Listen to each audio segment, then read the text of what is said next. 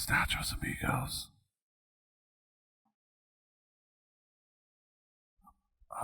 Fresh Prince said the ugly people need to stay quiet, so try to keep it down. Petey, just do the damn podcast. Do the intro. Buenos tacos, muchachos. I think Welcome to Record Breakers. It is a music podcast where a cavalcade of cohorts converse over cacophonous contributions from creatives. Yeah. I'm DJM. Petey Rave's the real host, so I'm going to let him finish the intro and introduce the rest of the quorum. I think he's gone. Thank you for keeping them busy while I checked that the coast was clear. Yes, we're a music podcast where a group of friends gather together, share albums with each other, an album at a time, like a book club for music. I'm Petey Rave. Said all that. Yes, but I have nothing to say. I'm Petey Rave, and he's DJM. Neither one of us is a DJ or a rapper, despite the names. I've got with me my team, my squad, my crew, the aforementioned David. Now that our love is sanctified, I'm here to bust this groove. Mm-hmm. We've got Drew. Drew's already tired of my crap. I'm just gonna be quiet for the next 10 minutes. I'm sorry, Drew. I'm just gonna shut up. No, he didn't. I have no idea. Like, just went like 5 different directions. And I'm like, usually, like, I try to think of a joke, right? But like, you two just went in like 3 or 4 or 5 different directions. I can't figure out where I want my joke to be based on. Yeah. And like, usually I can't figure out one anyways. And now I definitely can't figure out one because I don't know where I showed in on the joke to be. No improv trading around I don't know here. if I should be talking about weird Mexican food or about like me not being a rapper because like, look at me, but like, it's going somewhere. I don't know. You were a bass player, so you have to know something about the funk. Yeah. You have to know something about being funky fresh. I know a ton of bassists who have neither funk nor the groove. Yes. Nor fresh. But speaking of funky fresh and soul deep and soulfly and rough and tough, we've also got Brett. Yeah, welcome to Miami and or Earth. Welcome to Earth. Punch. Yes. I'm the Clarence. Gonna beatbox over here. How's it going, everybody? Yes. Let's get the beatbox. Go. I have a prop inhaler, and I almost fake beatboxed and then had to take a puff, but that's for the theater of the mind. Yeah. All right. We're here to talk about an album, and the provider of the album is Drew, the befuddled Drew. Hopefully he's recovered. Drew, what do you got for us this week? Well, I decided to go with something that was a little lighthearted, a little fun, kind of family friendly. I would say Was family friendly. Yes, this is very family so in friendly of retrospect. 1988 or whatever. 91. Not exactly Two Live Crew. No, or the NWA, which was also around at this time. There wasn't a parental advisory sticker on the box. No. This is Home Base by DJ Jazzy Jeff and the Fresh Prince, otherwise known as Jeff Towns and Will Smith. He's a rapper, and I'm the DJ. Yeah. Let's talk about expectations. What? I'll go with David. What was your expectations coming into this album? Are you seriously asking me that question?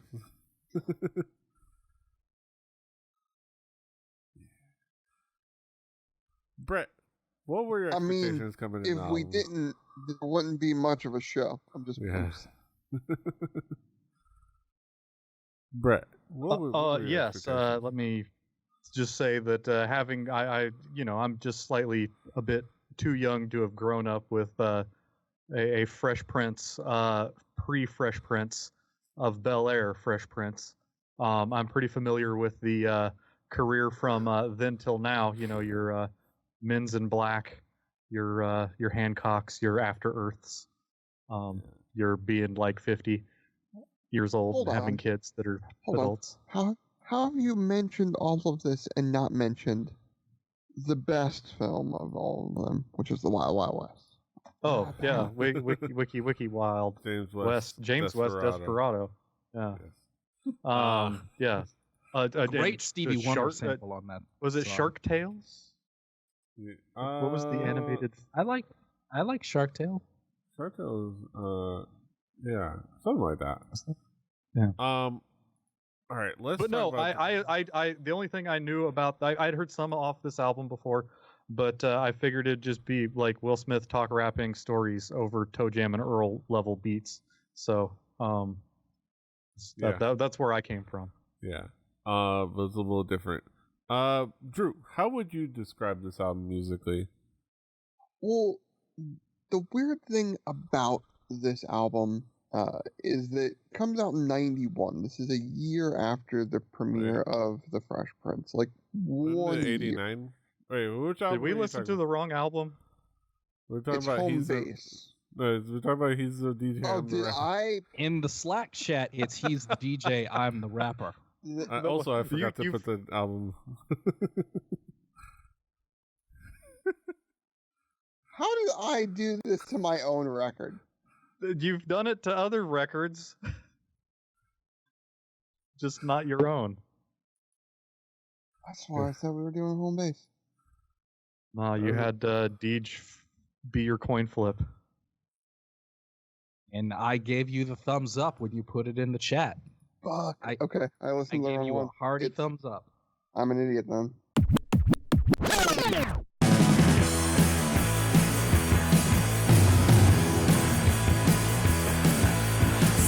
offering to the drum machine, but you couldn't have the face of my heart. The stars singing, the streaming color, the eyes single repeating. Not gonna be held back by the range's sour. No reaction without pain, I got far. Backpedal, angels go. Give up the throw today.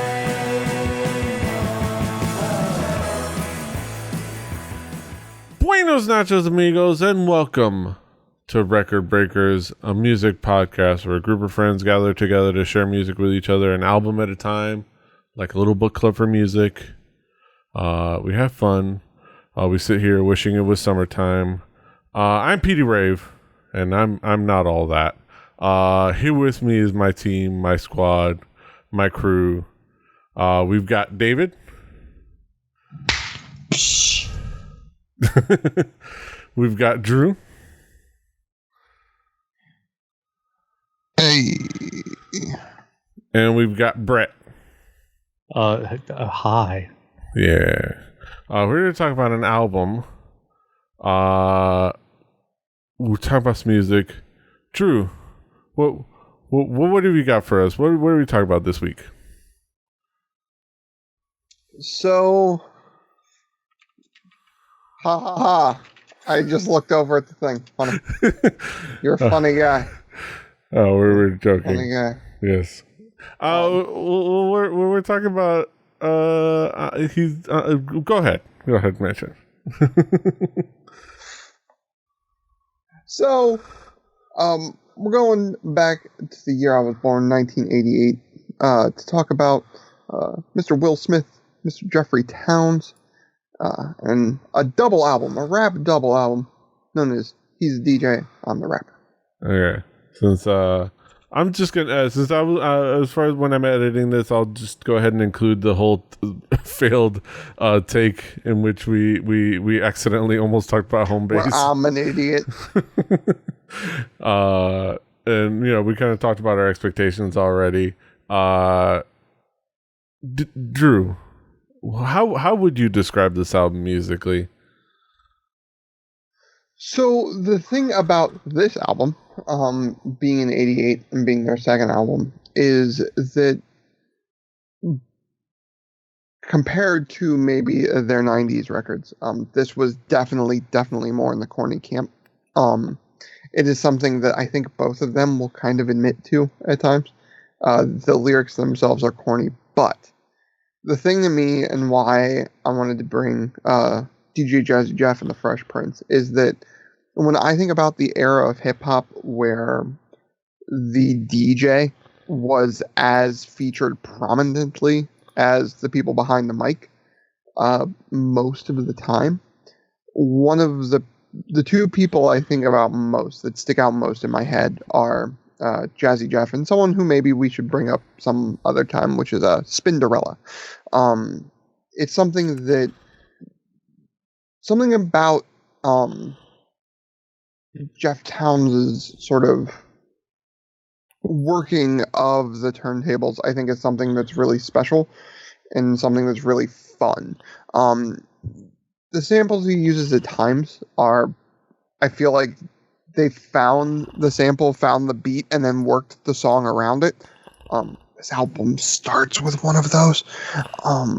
But it was something that was always good and always set up Will Smith, I think, for good jokes. It was obvious that it was like two friends just going at it. Yeah. Three, if you count someone who maybe got into a bit of a spat with them early 90s. But we won't talk about Mr. Roxy. Yeah. His falling out. He was on the album. He was good on the album. Mm-hmm. He is good at what he does. Yes. But to me, it's this era of Will Smith's rapping career. Personally, I think the spotlight was stolen, in my opinion, by Jeff Towns as far as a musical standpoint goes. Mm-hmm. Now, obviously, the acting getting a little bit farther, but it was something that how Jazzy Jeff was able to work in references and EQ mixes and stuff like that into the music, I think was really, really cool. Mm-hmm. Yeah. As they would say, first came the DJ. David, how would you describe this album musically? I would describe this album musically as a fantastic hip hop time capsule. And it is a great point in time where, as Drew said, there was a time where the DJ, the turntablist, as some might say, was prominently featured. It was something that has kind of been replaced by the producer slash feature slash guest star, and on and on and on. And being a DJ like DJ Jazzy Jeff is and was on this album took a good amount of practice and skill and talent. And it was a great compliment to jazz that so much of this album is him. It's just as much as it is Will, the Fresh Prince. And I think that that's a really cool time capsule in that regard. The album is very much of its time and of the genre. Hip-hop at the time was still a little bit one-dimensional, but not in a bad way. Yeah. And this was... I wouldn't say it has aged incredibly well, but if you look at the time and the context, it's pretty enjoyable. Mm-hmm. Brett, how would you describe this album musically? I mean, it's a big double album, and there's a lot of stuff that they put in here that is, like you guys have already said, a lot of focus on, the DJ, or even, this is probably the first. We have a Record Breakers first of a beatbox feature track. That's that it's somebody could probably listen to this album and giggle the entire time because it's kind of corny and it's, you know, it's very, very tame. It's very 1988. And, you know, it's wide. It's like, it's the stuff that was palatable enough to win a Grammy in the 80s. So like it's definitely of its time, but it's also like of a time, you know, it is Toe Jam and Earl Beats and Will Smith telling you a story about some things, and you know, like rapping in the way that everybody has heard. He went to a hat store and bought himself a hat, as Donald Glover would say. A funky fresh hat. Yeah. This is of a time, and that time was actually probably a couple of years before it. Like, yes, if you really kind of like narrow it down, because everything is conflated, but like if it's a great contrast when you think about the fact that the same year this came out, Straight Outta Compton came out. like it is like the greatest contrast. This was radio friendly hip hop, very much aimed for the party music. This was very, you know, friendly to public audiences, catchy. This was an interesting crossroads because, like I said, a couple of years before, this is a couple of kids that grown up with block parties and DJs that had MCs that were there to hype up the DJ. Like, that was that era of hip hop. Like, one could argue that first came the DJ, then came the hype band, and then came the MC. That was easy. First, yes. First came the DJ, then came the hype man, and then came the MC, because the original MC was there to be the hype man, and we see it in a couple of tracks, and we'll get to it when we talk about the album tracks. But it's even when it's there's the two modes of Will Smith on this album, which is for the most part the mid 80s, late 80s, well mid 80s. Storytelling rap, you know, the remnants of the Chicken Tastes Like Wood, but a few years later, it's still the telling story. It's all you start a story or a thing, or even just like a rhymes, and then it all lands at repeating the hook, and then the beat rides. And then I'm gonna tell you a story about a thing that happened, and here's the hook, and the beat rides. And it's all kind of like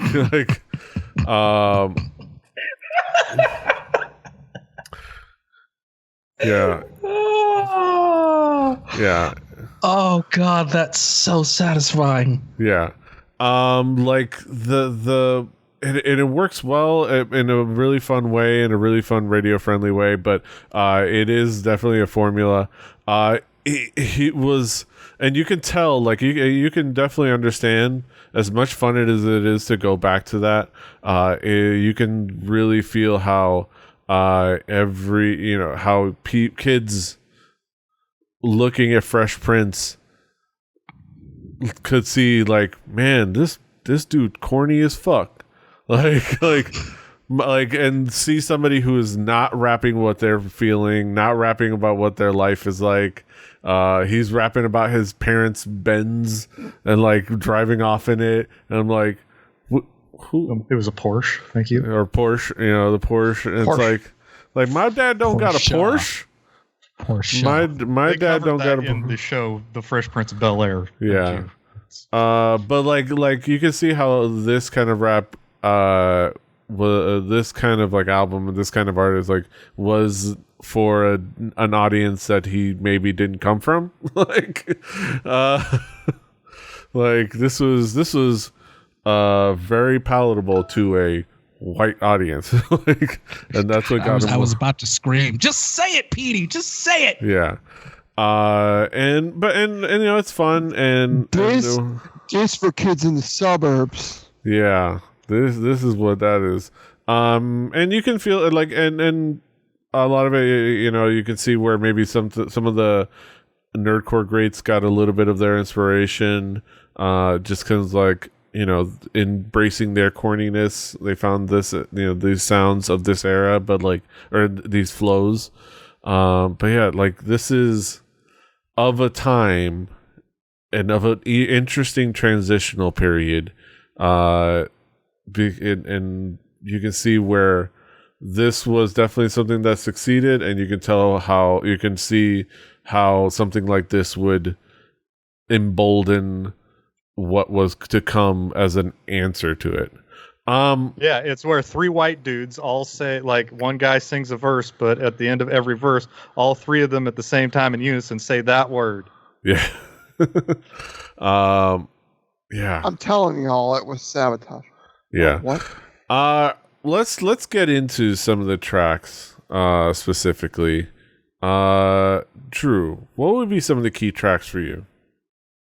Well, I hinted a little bit at it, but A Nightmare on My Street. A lot of these songs, I think, point towards, like I said, Jazzy Jeff really taking the cake. And can we all just be a little honest that this song probably came about because Jeff was just in his room, thought of the sample, thought of the beat, and then Will was like, "No, we got to make a song out of this now." So he just reuses the entire story of Nightmare on Elm Street. Is that fair? Yeah. Because I feel like that's the only thing that happened there. Parents just don't understand. Song won a damn Grammy. Like, when I think of the two eras of Will Smith's like rap career, like the corniness and the like easy to digest jokes of this, and the other half being him rapping about the story of the movie that he was just in the Wild Wild West, is kind of the two eras I think about, which I guess is unfair because there was a time where the Millennium in Miami happened. I don't know, but like those are the only two things I think about. There will be no slander of Big Willie style on this podcast. That's right. Big Willie style has come up in my life so many places. Are we still in the Millennium, or like was that just the first 10 years? Like I don't understand how that worked. But then to me, one of the things that again points towards these two just being friends and having fun. Pump Up the Bass, like that was, like PD said, it was just like, I'm going to rap about a thing, and then I'm going to point to what the hook's going to do. And then the hook did a thing where like the EQ like changes to whatever, and like it was like, oh, we're gonna bottom this out and then hit the bass, and like that's just what they did because they were probably doing that in like it was their the room 80s. for fun. Yes. Yeah, Gotta shake like, those subwoofers in your trunk. Mm-hmm. whoa, Gotta make the block party pump bump. Gotta make the block hot. Mm-hmm. David, what would be some of the key tracks for you? I really enjoyed Charlie Mack, The First Stop the Limo. I felt like the hook was undeniably fun, and Will can rap despite his corniness in this album. The lyrics are fun, the flow is fun. Charlie Mack, The First Stop the Limo, just really gave me a kick, and I just enjoyed it. DJ on Wheels also, and really any of the tracks where you get to see DJ Jazzy Jeff really show off his jazz and funk influence in a lot of his samples, and it's all over the album. And I think any of the instrumental tracks and the title track of the album are the ones that stand out.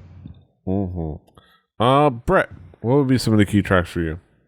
Well, I mean, there were like the three singles off of this album: Brand New Funk, Parents Just Don't Understand, which won a damn Grammy, and A Nightmare on My Street, which, while unauthorized and unlicensed, it peaked at 15 on the Hot 100, which it blows my mind.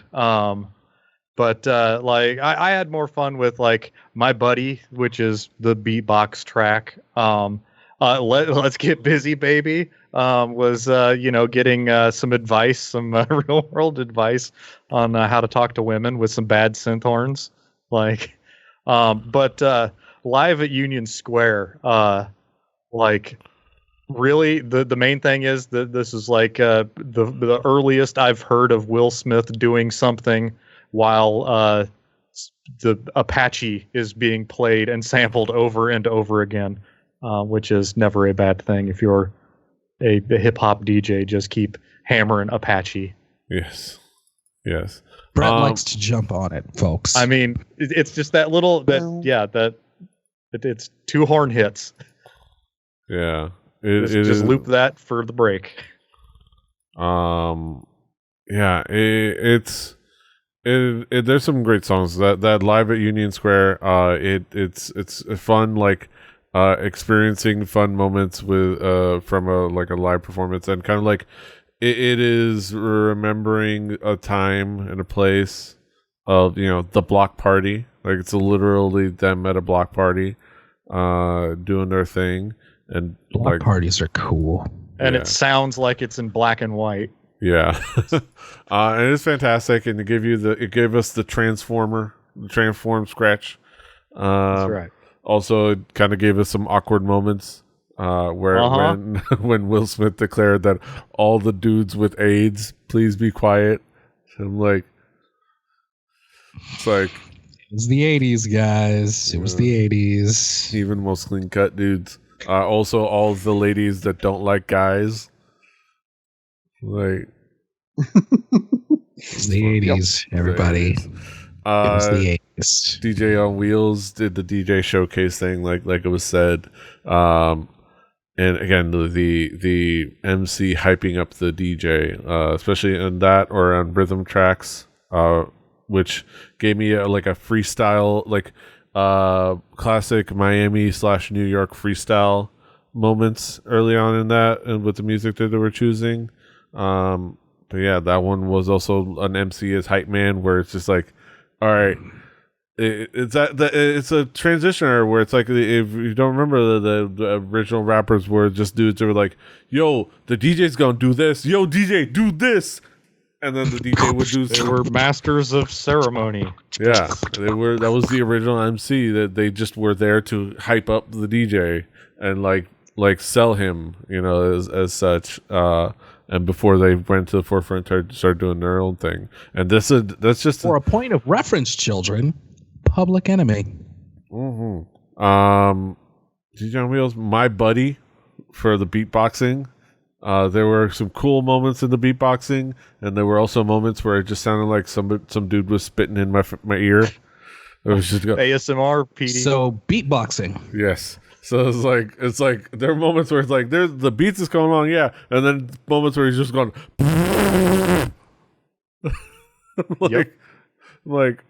okay. And then a human video game as your proof that Fresh Prince invented nerdcore, just so that just give Fresh Prince, DJ Jazzy Jeff, and Ready Roxy their credit for inventing nerdcore. Give Ready Roxy credit for something. Yeah, give him a third fold on that record cover. Yes. He's the DJ, I'm the rapper. You have to flip it over. It's like, I'm the beatbox guy. Yo, I beatboxed on like 2 of these tracks. What the fuck is my money? Right. Nobody cares. Yeah.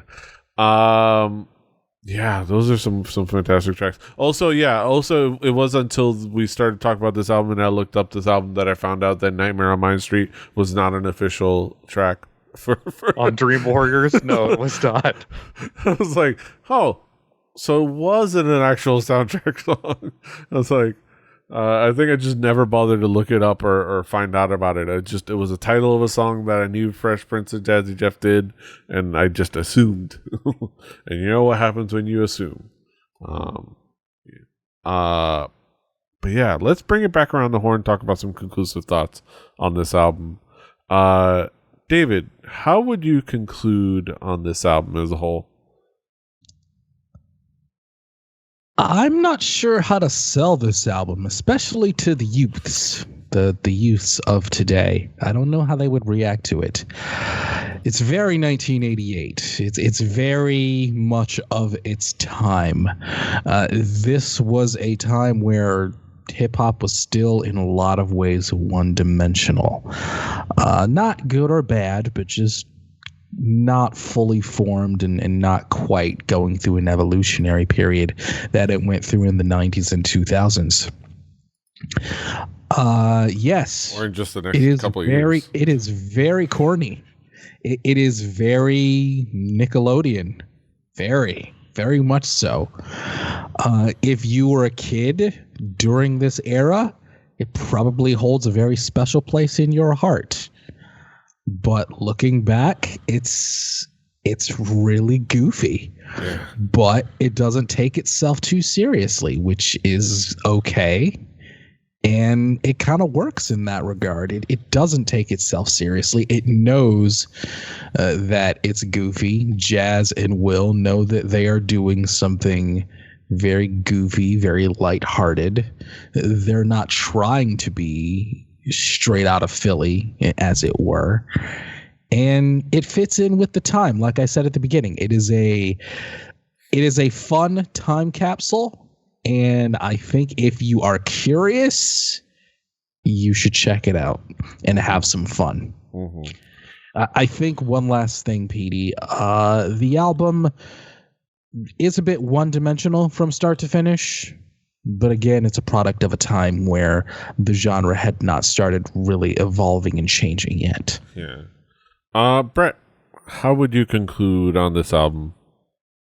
I mean, it's not something that I would. This was music that was targeted to like the widest and broadest of audiences, and it was a hit because it was palatable to, white boomers. And like, it's the kind of stuff that, your grandmother will know some Will Smith in some way.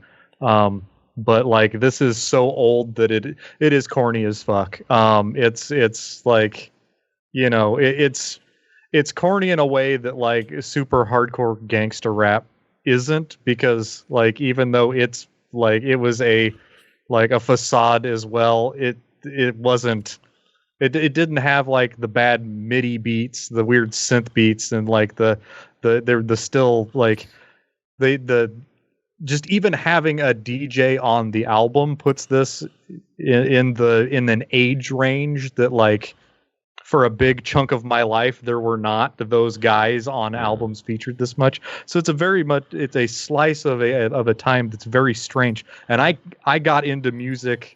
I was like 4 when this came out, so like I came to this like after this was done, and gangster rap and like other stuff came after. So I don't have that tie to it. And even when I was growing up, this sounded like old shit to me. This was like, that was before the Snoop Dogs and the NWA. Yeah. The Toe Jam and Earl. Toe Jam and Earl was awesome. Yeah, this is of a time, and like I said, of a time just a little bit before when it released. It was an odd transition time. You, like I said, straight out of Compton, same year.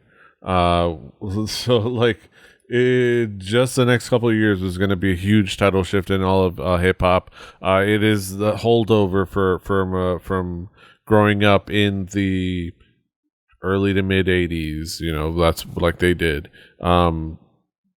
They went to parties, and there was a DJ and his MC that hyped him up, and that was the music that they resonated with and liked to share out to the world. That, like Brett said, like even having the DJ be prominent, you only see that from groups that were formed in that time, and maybe beyond that, the only groups that still had them were the groups from that time that didn't get around to firing their DJ because they didn't want to. That's why Salt and Pepper had Spinderella because they were formed in the 80s, and then at that point, just keep her around because they were a tight knit group. Public Enemy were formed in the 80s, so they had their DJs and they had their hype man. Even when they moved into the area where that wasn't that wasn't necessarily a necessity of the forum.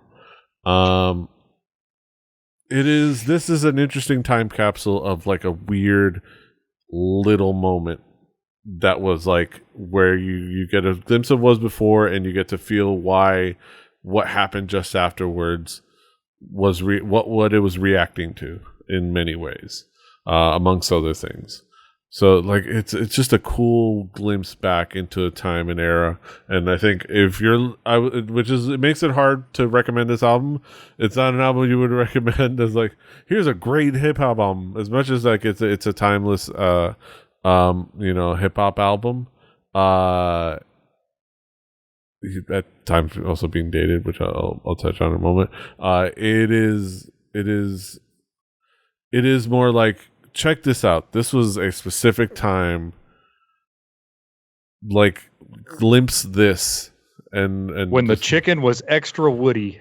Yeah, and this was the end. This was almost the end of that era, and like this is that era, like almost dying. Like, for the next year or so was when all the transition was going to start happening, which is really cool.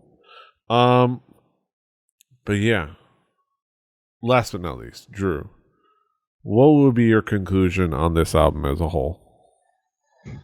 Like I said, this is sort of, it's corny, and it's meant to be. It's from that era. It's going after a demographic. And going after a sound and a feel that really wasn't, or became less and less of a thing. It was something where this is palatable to the radio and to kids in suburban neighborhoods and parents in suburban neighborhoods, or parents in general. It was something that, while they may not understand it, they wouldn't be offended by it. It doesn't say anything overly political. It wasn't going to get into maybe the things that people like your Public Enemies and your NWAs and stuff got into as far as social commentary. But there is a fun and a humor to this that I think is enjoyable. There are references and things that are dated. Nobody knows Zips anymore. No. Do you think you could beat Mike Tyson, Drew? I don't think I could beat Mike Tyson.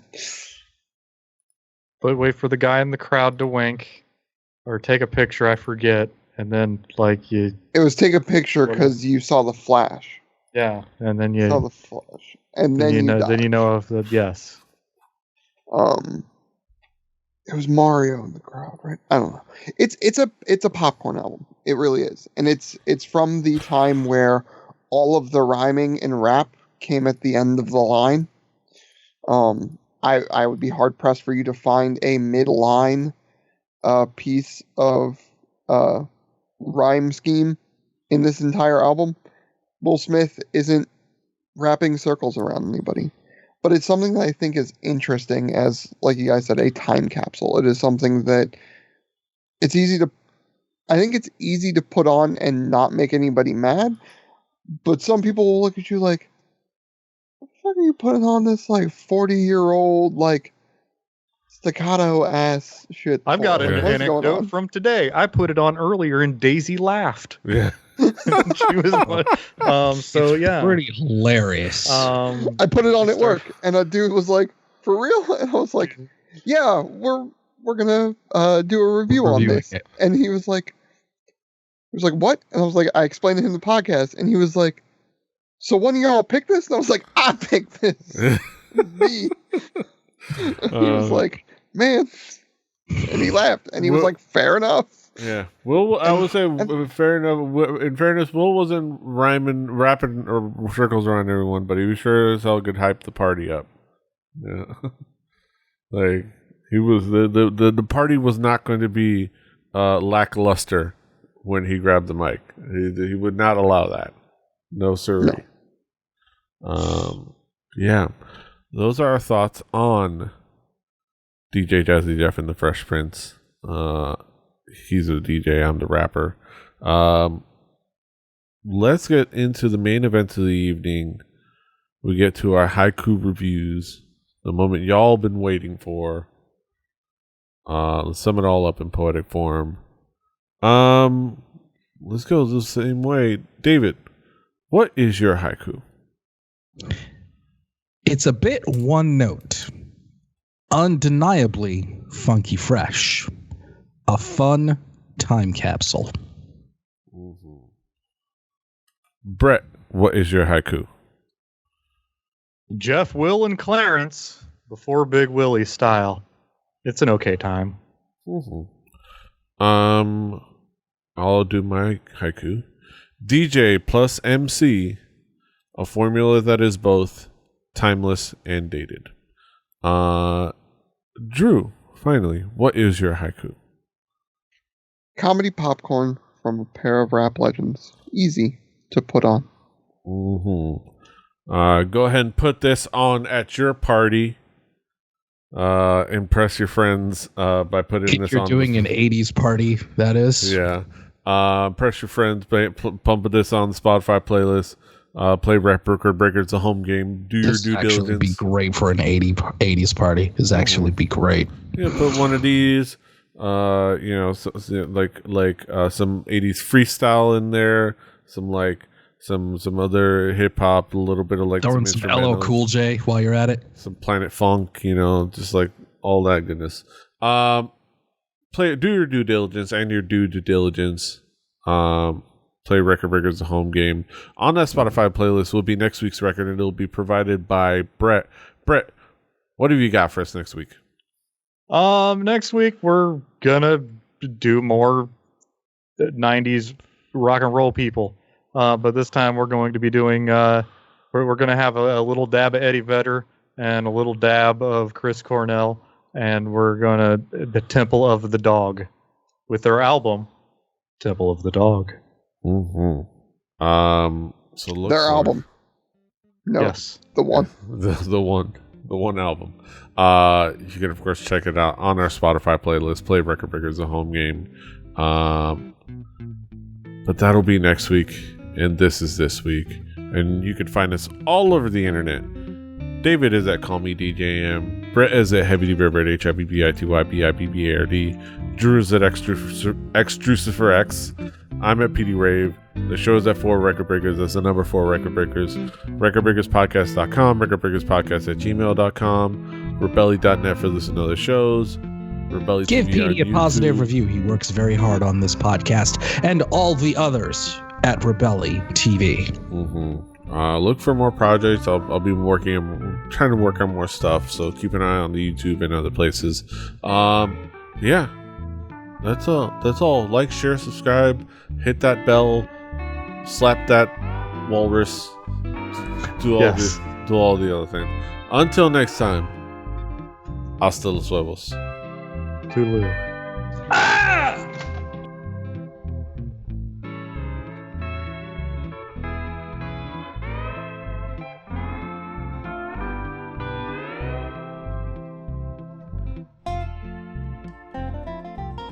Diamond Club hopes you have enjoyed this program.